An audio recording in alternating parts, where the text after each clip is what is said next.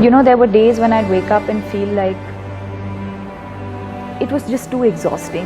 Like you stop feeling the zing, you stop feeling excitement, you stop feeling happiness. I woke up one morning just feeling empty. Basically just directionless. Even when you have a direction, you feel slightly aimless. I'd have these bouts of feeling so low that I'd just start crying at the drop of a hat. It's a disease. It can happen to you while you're doing absolutely nothing with your life. You can be in a marriage, all sorted with your kids, everything, and you could find yourself depressed. There were days where I just wanted to be in bed, just sleep, not wake up. It was a very dark, deep, and helpless time. नमस्कार, मैं Ravish Kumar. Border पार करने का एक और मतलब होता है। आजकल बॉर्डर का बहुत जिक्र हो रहा है।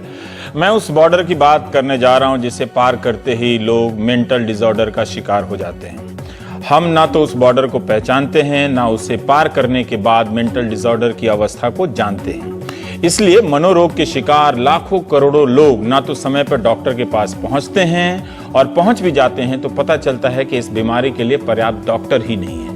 इसी दौर में जब टैंक को देखते ही जुबानी गोले दागने लगे हैं लोग, 4 अक्टूबर से लेकर 10 अक्टूबर के बीच सरकार ने तय किया है कि मेंटल हेल्थ वीक मनाया जाए ताकि हम इस पे जागरूकता फैला सकें।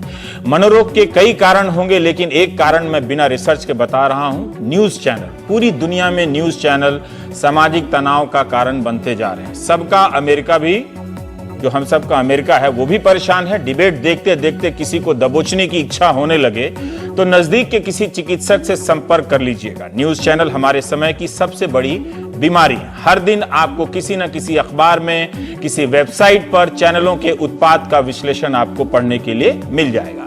एक अनुमान के मुताबिक दुनिया में 45 करोड़ मनोरोगी हैं। इसका 17% हिस्सा चीन में, 15% हिस्सा भारत में, यानी 6 करोड़ 75 लाख मनोरोगी भारत में हैं। आंकड़ों में अंतर रहता है। एक आंकड़ा यह भी है कि भारत में 5 करोड़ लोग मानसिक रोग के शिकार हैं। मुंबई जैसे शहरी इलाके में तो 100 में से 3 मनोरोगी हैं, और उन 3 में से 1 न्यूरोटिक है। मेडिकल साइंस की एक प्रतिष्ठित पत्रिका है the Lancet and the Lancet psychiatry. इसके एक लेख के मुताबिक अगले 10 साल में चीन के मुकाबले भारत में मनोरोगियों की संख्या बढ़ने वाली है। भारत और चीन में दुनिया के कुल 1/3 मनोरोगी रहते हैं। यह तादाद दुनिया के सभी विकसित देशों में के मनोरोगियों से ज्यादा है। भारत में से 10 में से 1 मनोरोगी को ही इलाज मिल पाता है या हो पाता है। सरकार का ही अनुमान है कि देश में हर 5 में से 1 को मनोविज्ञानी या मनोचिकित्सक से सलाह लेने की जरूरत है। बड़ी संख्या में लोग अपनी पहचान को गुप्त रखते हुए मनोचिकित्सकों के संपर्क में रहते हैं। दूर की बात छोड़िए, मैं खुद ही यार दोस्तों के बीच देखता सुनता रहता हूं कि फला डिप्रेशन का शिकार हो चुका है। दरअसल मनोरोग किसी एक बीमारी का नाम नहीं है। इसके तहत कई प्रकार की मानसिक बीमारियां आती हैं। आजकल आप फिल्मों के जरिए भी कई प्रकार के मनोरोग के बारे में जानने लगे हैं। दीपिका पादुकोण और करण जौहर जैसे अभिनेताओं ने तो खुल के भी बात की है। फिर समझना जरूरी है कि मनोरोग एक बीमारी का नाम नहीं, ये एक श्रेणी है। इसके तहत कई प्रकार की बीमारियां जैसे schizophrenia, bipolar disorder, depression, dementia, anxiety, Alzheimer, frequent mental distress, insomnia, hyperactivity disorder, panic attack, kleptomania, stress, rage यानी गुस्सा जिसके गिरफ्त में आकर आप किसी की जान ले लेते हैं। उम्र के हिसाब से बीमारियों में फर्क आता है, और भी बहुत सारी श्रेणियां हैं। बच्चों में इसके अलग रूप हैं, वृद्धों में अलग रूप हैं। स्किज़ोफ्रेनिया और बाइपोलर डिसऑर्डर को गंभीर मनोरोग माना जाता है, और अनुमान है कि भारत में इसके 1 से 2 करोड़ रोगी हैं। जो सामान्य मनोरोग है उसके 5 करोड़ लोग शिकार हैं। स्कूल का छात्र गुस्से में अपने शिक्षक को चाकू मार देता है। कार की बम्पर पर खरोच लग जाती है तो लोग उतरकर मारते मारते पीटते पीटते मार देते हैं। कोटा में आए दिन खबर आती है कि परीक्षा के तनाव और दबाव के कारण किसी छात्र ने आत्महत्या कर ली। हम इन खबरों को लेकर अब सामान्य होने लगे हैं। यही प्रमाण है कि मनोरोगियों की संख्या बढ़ते बढ़ते सामान्य सी लगने लगी है। इस साल मई में जब भारत के स्वास्थ्य मंत्री जेपी नड्डा लोकसभा में बता रहे थे तो उन्होंने national commission on micro economics and health 2005 का आंकड़ा पेश किया। क्या हमारे देश में नियमित सर्वे भी होते हैं या सब अनुमान के आधार पर ही है, पुराने आंकड़ों के आधार पर है? भारत सरकार ने बेंगलुरु के निम्हांस को राष्ट्रीय मेंटल हेल्थ सर्वे का एक जिम्मा सौंपा है ताकि पता चले कि कितने मनोरोगी हैं, उनमें क्या क्या स्तर है। और लोकसभा में यह भी बताया स्वास्थ्य मंत्री ने कि यह सर्वे का काम जून 2015 में शुरू हुआ था और 5 अप्रैल तक इस साल 27,000 लोगों के ही सर्वे हुए थे। इससे पता चलता है इतने व्यापक देश में सर्वे का रफ्तार या उसका जो सैंपल है कितना बड़ा या छोटा है। भारत में मानसिक रोग का इलाज करने वाले पेशेवरों की संख्या भी बहुत कम है। महानगरों में तो आपको मदद मिल जाती है, डॉक्टर मिल जाते हैं, लेकिन जिला और कस्बों के स्तर पर हालत बहुत खराब है। लोकसभा में स्वास्थ्य मंत्री ने बताया कि 3800 मनोचिकित्सक हैं, 898 क्लिनिकल साइकोलॉजिस्ट हैं, मतलब 10 लाख लोगों में सिर्फ 3 मनोचिकित्सक आपको मिलेंगे। चीन में 10 लाख पर 17 मिलते हैं। भारत में 66,200 मनोचिकित्सक की जरूरत है। देखिए हम बेरोजगारी किस तरह से पैदा करते हैं। 2,69,000 साइकेट्रिक नर्स की जरूरत है। इंडियन एक्सप्रेस में यह सब छपा था और कई लेखों को मिलाकर मैंने पेश किया। आए दिन अखबारों में मनोरोग पर खबरें छपती रहती हैं, टीवी में कम दिखता है, अंग्रेजी चैनलों पर अच्छी बहस हो जाती है, क्योंकि हम तो आपको मनोरोगी बनाने में लगे हैं। न्यूज चैनल वाले जिस तरह के विजुअल, युद्ध के विजुअल और भाषा का इस्तेमाल हो रहा है, उन्हें देखते हुए अगर आपके सामान्य रहने की संभावना जो है वो बहुत कम है। कम से कम रक्तचाप यानी बीपी तो बढ़ ही जाती होगी। आजकल गरीबी और बेरोजगारी जैसे बड़े सवाल पर चर्चा हो रही है। इन सब सवालों को छोड़कर पाकिस्तानी कलाकारों के साथ क्या सलूक किया जाए, इस पर चर्चा हो रही है। भारत में 443 सरकारी मेंटल हॉस्पिटल हैं और 6 राज्यों में तो एक भी मेंटल हॉस्पिटल नहीं है, ऐसा रिसर्च के दौरान पढ़ने को मिला। उनकी क्या हालत है ये एक अलग विषय हो सकता है। इसी अगस्त में मेंटल हेल्थ केयर बिल 2013 भी पास हुआ। इसके मुताबिक मानसिक तौर पर बीमार लोगों के अमानवीय तरीके से इलाज को अपराध माना जाएगा। बाल रोगियों को शॉक थेरेपी देने पर रोक लग जाएगी। बड़ों पर भी इसका इस्तेमाल तभी होगा जब डिस्ट्रिक्ट मेडिकल बोर्ड इसकी इजाजत दे, और वो भी एनेस्थीसिया देने के बाद। इस कानून के तहत मनोरोग से ग्रस्त लोग इलाज का तरीका खुद ही तय कर पाएंगे। नए कानून के मुताबिक अगर कोई व्यक्ति भारी मानसिक दबाव के बीच आत्महत्या की कोशिश करे तो अब उसे अपराध नहीं माना जाएगा। इंडियन पिनल कोड के सेक्शन 309 के तहत 1 साल तक जेल में नहीं भेजा जा सकेगा। साफ है कि भारत के इतिहास में पहली बार आत्महत्या के प्रयास को अपराध की श्रेणी से बाहर किया गया। अभी तक आत्महत्या को अपराध मानने की ब्रिटिश कालीन परंपरा चली आ रही थी। इसका मतलब यह भी है कि भारत सरकार ने आत्महत्या को मनोरोग के रूप में स्वीकार किया है। कई लोग जो आत्महत्या की कोशिश करते हैं, उनके परिवार के लोग पुलिस की कार्रवाई के डर से डॉक्टरों के पास लेकर नहीं जाते, उनका इलाज नहीं कराते। इसे अपराध की श्रेणी से हटा देने से अब ऐसे हजारों लोग मनोरोगियों के जो चिकित्सक हैं उनके पास जा सकेंगे। दरअसल भारत में मेंटल हेल्थ पर कोई खास नीति नहीं थी। अक्टूबर 2014 में ही पहली बार ऐसी राष्ट्रीय स्तर पर एक नीति बनी।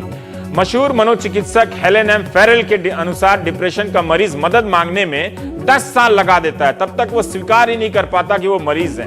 फेरेल का टेड टॉक में इस विषय पर एक भाषण है, आप यूट्यूब में जाकर देख सकते हैं। उन्होंने कहा कि भारत में इस विषय पर मुकम्मल आंकड़े भी उपलब्ध नहीं। लोगों को लगता है कि डिप्रेशन जैसे कोई मौसम है, कार्तिक के बाद अगहन आ जाएगा। मानसिक रोग के प्रति जागरूकता की पहली शर्त है कि हम स्वीकार करें। स्वीकार करने की पहली शर्त है कि हमें पता तो चले कि यह बीमारी क्या है, वरना 4 लोगों की बातों पर राष्ट्रीय स्तर पर हम रोज घमासान नहीं कर रहे होते और उसी को पत्रकारिता नहीं समझते। ये पागलपन का दौर है। हम थोड़ी ठीक ठाक बातचीत करने का प्रयास करेंगे। डॉक्टर निमेश देसाई जी हैं, आप निदेशक हैं institute of human behaviour and allied sciences के, और चेन्नई से डॉक्टर केवी किशोर कुमार साहब हैं, निदेशक हैं आप द बनियन के। डॉक्टर देसाई, एक बहुत ही बुनियादी सवाल मैं अपने सामान्य दर्शकों के लिए आपसे पूछना चाहता हूं, साइकोलॉजिस्ट और साइकेट्रिस्ट में क्या अंतर होता है? Psychologist BA psychology, MA psychology करके अस्पताल में 2 या 3 साल की ट्रेनिंग पाते हैं एमफिल कोर्स करके। हाँ। तो जो साइकोलॉजी का बेसिक साइंस है, मूलभूत विज्ञान है, उसकी एप्लीकेशन की जाए मरीजों की देखरेख में। साइकेट्रिस्ट जो है वो एमबीबीएस मेडिकल कोर्स करके एमडी साइकेट्री करता है, जिससे वो दवाई भी दे सकता है, काउंसलिंग भी कर सकता है। तो साइकोलॉजिस्ट असेसमेंट दोनों करेंगे। साइकोलॉजिस्ट साइकोलॉजिकल और बिहेवियर थेरेपीज में पारंगत है। मनोचिकित्सक या साइकेट्रिस्ट जो है वो दवाई भी दे सकता है, काउंसलिंग और थेरेपी भी कर सकता है। अब आप मुझे ये बताइए कि कुछ हम लोगों के आचार व्यवहार में बदलाव आ रहे होंगे, उसके हिसाब से क्या आप हमारे दर्शकों को बता सकते हैं कि अगर उनमें ये आदतें हैं तो वो किसी ना किसी प्रकार के मनोरोगी हैं? आपने बड़ी अच्छी बात कही और निखालसता से कही।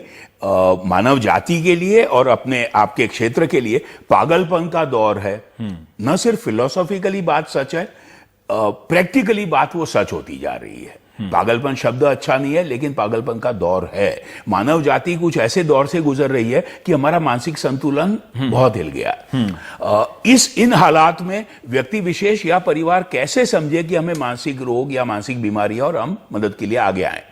2-3 बुनियादी चीजें हैं। अगर मेरे या किसी व्यक्ति के मूलभूत स्वभाव में कोई सिग्निफिकेंट डिफरेंस दिखे, अगर मैं शांति प्रिय हूं, एकदम से गुस्सा करने लगूं, या मैं बहुत बहुत बोलने चालने वाला इंसान हूं, मिलनसार इंसान हूं, एकदम से चुप रहने लगूं, तो जाहिर है एक संभावना है कि कुछ गड़बड़ है। अगर मेरी नींद में, खाने पीने की, रहन सहन में, रोजाना की जीवन शैली में अगर कोई मूलभूत बुनियादी बदलाव आए 2-4 हफ्ते से ज्यादा, अगर मुझे या परिवार के व्यक्तियों को लगे कि मैं डिस्ट्रेस हूं, ट्रबल्ड हूं, तो ये 3-4 मोटे मोटे लक्षण रहेंगे मानसिक बीमारी के। लेकिन जैसे आपने भूमिका बांधते हुए कहा, जिनको पहले साइकोसिस कहा जाता था, गंभीर मानसिक बीमारियां, स्किज़ोफ्रेनिया, बाइपोलर डिसऑर्डर, मोटे तौर पे अनुवांशिक है, तो बायोलॉजिकल जेनेटिक कारणों से है। कल्चर और कंट्री के मुताबिक इनकी तादाद ज्यादा नहीं बदलती, ये 1 या 2% आम जनता में रहेंगे। लेकिन क्या जो आज की जो जिंदगी है, कम आराम करना, जाम में फंसना, दिन भर व्हाट्सएप करना, अफवाह फैलाना, झूठ को खबर मानना, इन सब का भी असर पड़ता है? इनका असर होगा जरूर। जो दूसरा महत्व का ग्रुप है जो आपने बात की, कॉमन मेंटल डिसऑर्डर्स, इनको पहले न्यूरोसिस कहा जाता था। तो न्यूरोसिस जाहिर है सोशियो पॉलिटिकल, इकोनॉमिक और कल्चरल हालात से प्रभावित होगा। तो अमेरिका में, यूरोप में, अफ्रीका में, एशिया में, ऑस्ट्रेलिया में इनकी तादाद घटती बढ़ती रहेगी। शहरी और ग्रामीण इलाकों में इनकी तादाद अलग अलग रहेगी, अलग अलग। और ये आंकड़े हैं।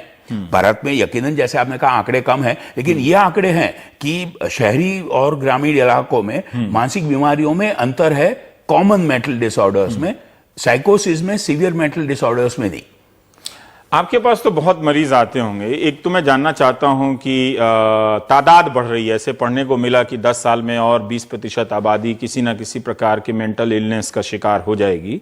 तो मैं ये जानना चाहता हूं कि आपके अपने अस्पताल के अनुभव से ये संख्या कितनी है। दूसरा ये भी मैं जानना चाहता हूं कि मैं अभी कह रहा था कि हम टीवी वाले भी लोगों को पागल बना रहे हैं, बदहवास कर रहे हैं ना, दिन भर उनको गुस्से में डाल के। तो इसमें हम कितने सफल हुए हैं? क्या हमारे प्रयास से सफल कोई रोगी आपके पास पहुंच रहा है? या स्कूल में जो निबंध लिखाए जाते थे, साहित्य समाज का दर्पण है, आज का साहित्य आपके टीवी चैनल्स हो गए।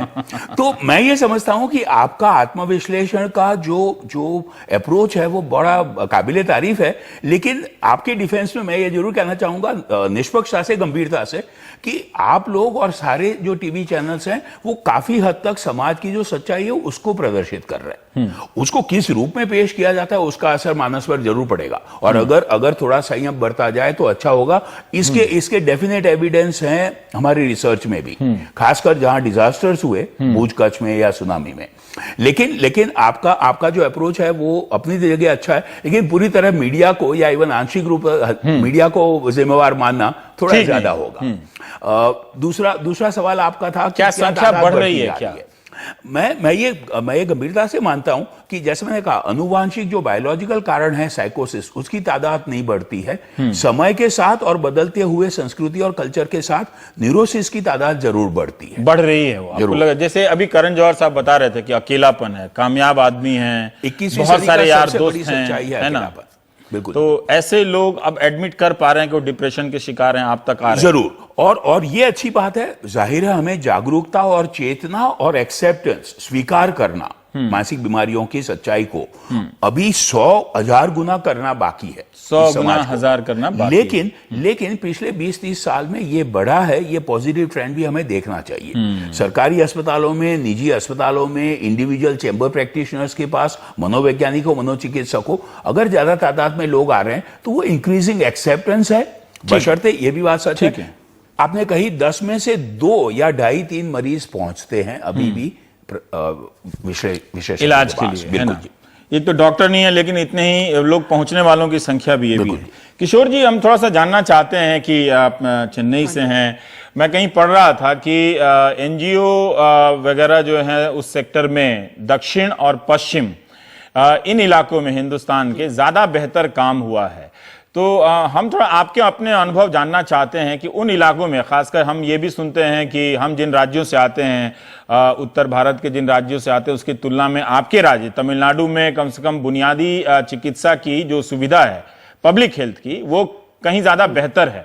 फिर भी मैं जानना चाहता हूं कि ग्रामीण स्तर पर, कस्बों के स्तर पर मनोरोग को लेकर किस तरह की जागरूकता है और किस तरह की जागरूकता आप लोगों के प्रयास से आ रही है? अच्छा, अगर हम बानियन के बारे में बात करेंगे, हम ग्रामीण प्रदेश में काम करते हैं और जागरूकता बहुत कम है और लोग समझते हैं भूत प्रेत के कारण ऐसा कुछ प्रॉब्लम्स है और इनको ट्रेडिशनल हीलर्स या झाड़ फूक ऐसा जगह में जाते हैं। और एक और खास बात है कि अगर प्राइमरी हेल्थ सेंटर्स में ऐसा सुविधा हो सकता है, प्राइमरी केयर डॉक्टर्स इनको देखते हैं, जैसे जुलाब का इलाज होता है, बुखार का इलाज होता है या कुछ दूसरा चीज का इलाज होता है, जैसे ही डिप्रेशन का इलाज या साइकोसिस का इलाज या मंदबुद्धि का इलाज अगर प्राइमरी हेल्थ सेंटर में होता है तो लोग उधर जरूर आएंगे। और एक खास बात है, जैसा एक मानसिक समस्या ऐसा है कि स्टिग्मा के कारण लोग बाहर नहीं जाते हैं और दूर के कारण जा नहीं सकते हैं, आर्थिक प्रॉब्लम्स के कारण वो अस्पताल नहीं जाते हैं और मरीज भी नहीं मानते हैं हम अस्पताल में जाना और इलाज लेना ऐसा कुछ चीज। सो इस बात को अगर हम लेते हैं, सिर्फ प्राइमरी हेल्थ सेंटर में डिलीवरी होना इतना इम्पोर्टेंट नहीं है, घर के पास भी, घर में ही इलाज होना भी इम्पोर्टेंट है। जैसे कि प्राइमरी हेल्थ सेंटर्स में हेल्थ वर्कर्स हैं और हेल्थ नर्स है और कुछ दूसरा स्टाफ है, अगर वो लगातार घर में जाके विजिट करते हैं और इनका इलाज देखते हैं और कुछ फर्स्ट एड देते हैं या प्राइमरी लेवल उस लेवल में ट्रीटमेंट देते हैं, उससे शायद इनका भलाई होगा। अगर उस लेवल में इनका बेनिफिट नहीं हुआ, वो तालुक हॉस्पिटल में जा सकते हैं या डिस्ट्रिक्ट हॉस्पिटल में जा सकते हैं, ऐसा।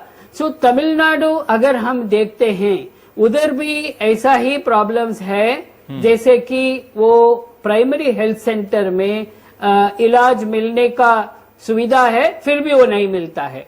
जैसे कि 16 डिस्ट्रिक्ट मेंटल हेल्थ प्रोग्राम्स था, अभी तो 30 हो गया है, फिर भी प्राइमरी हेल्थ सेंटर में दवाई मिलना, प्राइमरी हेल्थ सेंटर में डायग्नोसिस करना और इनका इलाज होना इतना तो नहीं हो रहा है। हम कोशिश कर रहे हैं ये देने के लिए और इसीलिए हम बानियन के तौर पर ग्रामीण प्रदेश में इनका इलाज देने के लिए कोशिश कर रहे हैं, क्योंकि वो ट्रीटमेंट गैप कम करे। हमारा बहुत खास मकसद यह है कि इलाज देने के बाद मानसिक रोगी बेघर ना हो, ये बहुत इम्पोर्टेंट काम है। अच्छा, हम खास करके बेघर लोग से काम करते हैं और इनका इलाज देते हैं। हम ये मानते हैं कि बहुत सारे लोग 80% लोग का कुछ इलाज ही नहीं हुआ और इनका देखभाल करने में मुश्किल हो जाता है, जाते जाते डिसेबिलिटी ज्यादा हो जाता है, परिवार लोग को देखने में मुश्किल हो जाता है। और इस बात को लेकर के हम प्राइमरी केयर, प्राइमरी लेवल में ट्रीटमेंट देके और नलम वर्कर्स, ऐसा लोग एक ग्रुप ऑफ वर्कर्स है, वो घर में जाके मिलते हैं और इनका सांत्वन करते हैं और अगर इनको अस्पताल लाना है तो लाते हैं। ऐसा सारी चीज हम करते हैं चेन्नई में। निमेश जी, फिर से मैं एक थोड़ा और हिस्सा लगाना चाहता हूं। आपने जिन व्यवहारों में बदलाव की बात कही, जाहिर है आपने मोटा मोटी बात कही, लेकिन फिर भी बहुत से लोग सोचते हैं कि टीवी ज्यादा देख रहा है इसकी वजह से स्ट्रेस है, फोन ज्यादा कर रहा है इसकी वजह से स्ट्रेस है, दोस्तों से झगड़ा हुआ है, खाना नहीं खा रहा है। तो ये सब जो आदतें आप बता रहे हैं बदलाव, ये तो दूसरी बीमारियों में भी होते हैं कि भूख अगर नहीं लग रही है तो हो सकता है कि बुखार हो या कोई और भी चीज हो जिसकी वजह से। तो सामान्य लोग क्या अंतर करेंगे? वो तो उसी फिजिशियन के पास जाएंगे। और जरूर जाएं, जैसे डॉक्टर किशोर कह रहे हैं, हम सब की, सरकारी और गैर सरकारी संस्थाओं की और बहुत सारे और एजेंसीज की कोशिश ये रही है कि जो फैमिली डॉक्टर्स हैं, जो हर नुक्कड़ पे, हर मोहल्ले पे जो जीपी बैठा है फैमिली डॉक्टर, उनको हम अवगत कराएं मानसिक बीमारियों को पहचानने की स्किल से, और वो कुछ बेसिक इलाज कर सके। तो मैं अभी भी सहमत हूं, अगर हम में से किसी को हमारे परिवार में या मित्रगण में अगर मानसिक स्वास्थ्य की मदद की जरूरत लगे तो हम पहले जाएं फैमिली डॉक्टर के पास, उनसे सलाह करें। पहली बात ये कि सर, इस शहर में, गांव में लोगों का तो पता नहीं, हम बात अकेलेपन की करते हैं, लेकिन परिवार के लोग 4 लोग हैं, उस 4 लोगों में से एक आदमी अकेलेपन का शिकार है, लेकिन वो परिवार में सामान्य रूप से दिख रहा है, एक ही साथ खाना खा रहा है, जा रहा है, घर का सामान भी ला रहा है और सो भी रहा है, तो पता नहीं चलता कि अकेलापन क्या है। ये बहुत लोग कैसे, हम कैसे डिटेक्ट करेंगे? हाँ, आप डॉक्टर हैं, आप कैसे जान जाते हैं कि मैं अगर आपके पास आया हूं तो अकेलेपन का शिकार हूं, या कोई आया है तो? बदनसीबी से मानसिक रोगों का कोई फिजिकल टेस्ट या बायोलॉजिकल टेस्ट करीब करीब थियोरेटिकली असंभव है। असंभव है, अच्छा ठीक है। विज्ञान कोई चमत्कार कर ये बताना जरूरी है, बहुत सारे फिजिशियन एमआरआई करा दें, ठग लें। हाँ, ये नहीं संभव है। तो इसका एक पहलू ये है। दूसरा ये है कि जो आपने बात कही, अगर मुझे या हम में से किसी को भी डिप्रेशन है या कोई और मानसिक तकलीफ है, तो अगर मैं खुद कुछ हद तक उस चीज को मान के उसके बारे में बात करने को तैयार नहीं हूं, तो मुश्किल होगी आपको या मेरे दूसरे मित्रों को पहचानने में मुश्किल होगी। अगर आप पहचान भी पाएंगे तो वो इतना लेट होगा कि तब तक शायद बहुत देर हो गई हो। तो सबसे बड़ी जो जरूरत है वो है समाज में माइक्रो और मैक्रो लेवल पे, हर स्तर पे इस मानसिकता को फैलाने की, मानसिक रोगों के बारे में, कि हम मानसिक रोग होना किसी प्रकार की कमजोरी या वीकनेस न समझें, न मॉरल, न साइकोलॉजिकल, न स्पिरिचुअल। एक तो सर अकेलापन है जो अंदर से आको खाता है, एक है सामूहिकता, है ना, कलेक्टिव एक्सपेक्टेशन। आप 10वीं के छात्र हैं, मेडिकल नहीं करेगा, पूरा रिश्तेदार प्राण पी जाते हैं। अच्छा, जो कोटा में वो डीएम साहब चिट्ठी लिखते जा रहे हैं, कोई असर नहीं हो रहा है। आत्महत्या की दर, ये दिल्ली विश्वविद्यालय में, बताइए, इतने बड़े देश में यही एक विश्वविद्यालय बच गया कि जहां 99 के बाद आदमी नहीं एडमिशन पे, तो आइंस्टीन का एडमिशन हो जाता है, न्यूटन एडमिशन से बाहर हो जाते हैं, है ना? या गैलीलियो एडमिशन से बाहर हो जाते हैं। तो ये हालत है। तो ये जो कलेक्टिव प्रेशर है, इससे बच्चे कितनी एंजाइटी से, कितनी तरह के मेंटल डिसऑर्डर के शिकार होते होंगे, हम तो जानते भी नहीं है कि क्या स्थिति है। आप बता सकते हैं। और कुछ हद तक मैं ये भी कहना चाहूंगा कि कुछ हद तक ये अनअवॉइडेबल है, इस हद तक कहूंगा अनिवार्य है। 20वीं सदी के अंत में और 21वीं सदी में कॉम्पिटिटिवनेस हमारे जीवन का एक हिस्सा बन गया। तो कॉम्पिटिटिवनेस रहेगी। मानव जीवन की मौजूदा स्थिति का शायद एक सबसे बड़ी विडंबना यह है कि हम एफिशिएंसी और कॉम्पिटिटिवनेस को, हाई सक्सेस को सेलिब्रेट करते हैं, लेकिन साथ साथ हम ये भूल जाते हैं कि उस हाई सक्सेस के पीछे बहुत सारे लोग ऐसे हैं जो शायद निराश होके, विफल होके परेशानी में है। अच्छा समाज तब माना जाए जब सफलता को सेलिब्रेट किया जाए, लेकिन विफलता को भी प्रोत्साहित किया जाए, विफलता को कम से कम पहचाना जाए एक इंसानी रूप में। ये थोड़ा आदर्शवादी सोच है, लेकिन संभव है।